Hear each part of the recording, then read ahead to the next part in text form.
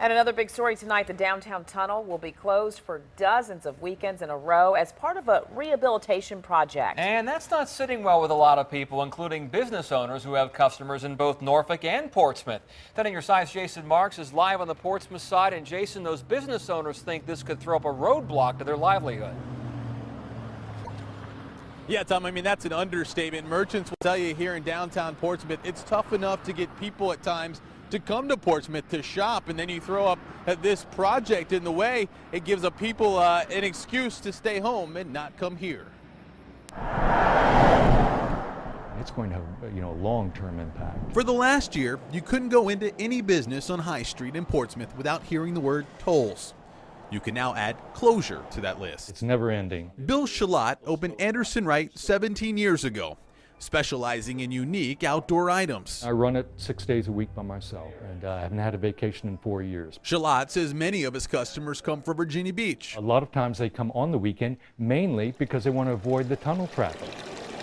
He's worried over the next 2 years, customers won't come on the weekends because they won't want to deal with constant closures at the downtown tunnel. It's going to be very frustrating for them, and it's just going to be one more reason for them to not come to Portsmouth.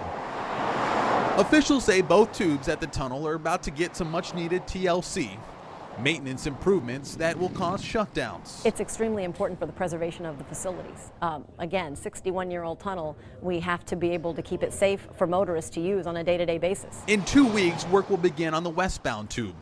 There'll be 25 closures over the next year. The work will then move to the eastbound side and another 40 weekends of tunnel shutdown.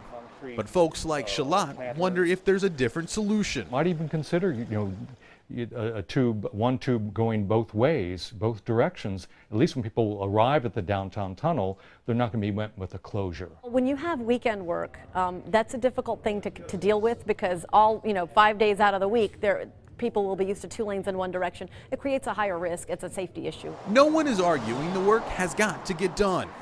But during the closure weekends, Shalat feels he won't have any work to do. Anything like that is going to hurt us.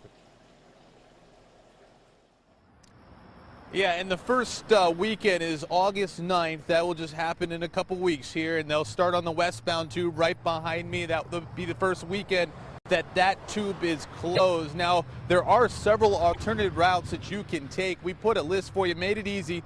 Just go to wavy.com. That's the latest here in Portsmouth. Jason Marks, 10 on your side.